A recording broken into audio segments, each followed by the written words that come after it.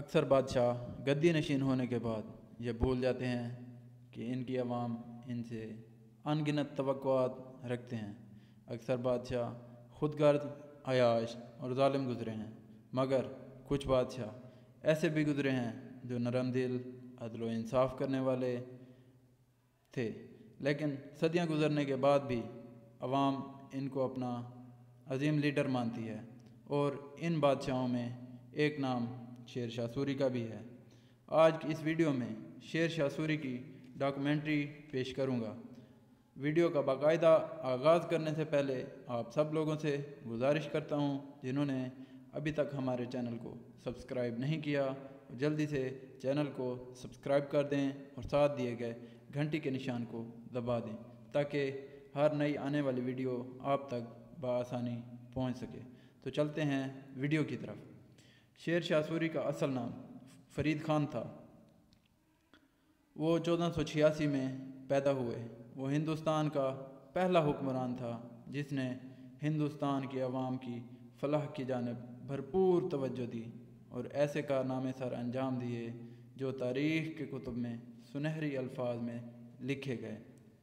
چنانچہ شیر شاہ سوری بہت ذہین و فطین تھے، تو شیر شاہ سوری کے والد کی بیوی یعنی شیر شاہ کی سوتیلی ماں شیر شاہ سے سخت نفرت کرتی تھی اور ہر وقت سازشوں میں لگی رہتی تھی، یہاں تک کہ اس کی سوتیلی ماں نے شیر شاہ سوری کو سلطنت چھوڑنے پر مجبور کر دیا اور شیر شاہ سوری سلطنت چھوڑ کر چلے گئے، جس کے بعد شیر شاہ سوری نے صوبہ بہار کا رخ کیا۔ صوبہ بہار کا حکمران سلطان محمد تھا۔ جب شیر شاہ سوری بہار پہنچے تو انہوں نے بہار کے حاکم سلطان محمد کی ملازمت اختیار کر لی۔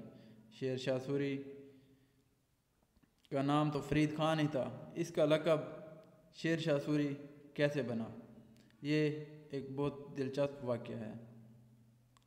جب شیر شاہ سوری بہار کے حاکم سلطان محمد کے ساتھ شکار پر گئے تو اچانک راستے میں شیر آ گیا، تو شیر کو دیکھ کر سلطان محمد فوراً گھبرا گئے۔ تو اس موقع پر شیر شاہ سوری نے بہادری کا مظاہرہ کرتے ہوئے شیر سے نہ صرف شیر کا مقابلہ کیا بلکہ شیر کو مار گرایا۔ جب حاکم وقت سلطان محمد نے شیر شاہ کی بہادری دیکھی تو فرید خان کا نام شیر شاہ سوری رکھ دیا۔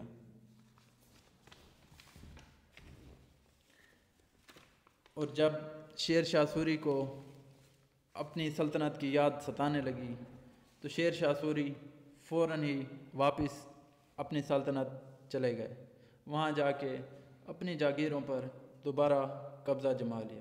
اس کے بعد جوناگڑھ اور آس پاس کے علاقوں پر اپنی ذہانت اور بہادری کے بلبوتے پر قبضہ کر لیا اور اپنی جاگیروں میں مزید اضافہ کر لیا۔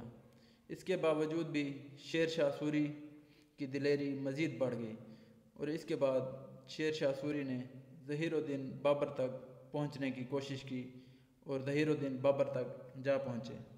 جب ظہیر الدین بابر نے یہ صورتحال دیکھی تو سمجھ گیا کہ شیر شاہ سوری کی نگاہیں بہت خطرناک ہیں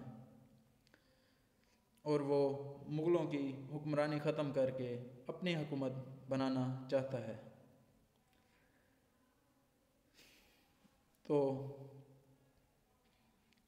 ظہیر الدین بابر نے کڑی نگرانی شروع کروا دی، یہاں تک کہ شیر شاہ سوری کو واپس اپنی جاگیروں پر جانا پڑا، لیکن شیر شاہ سوری کو پھر بھی سکون نہ آیا تو وہ دوبارہ بہار چلا گیا، جہاں وقت کا حاکم سلطان محمد تھا۔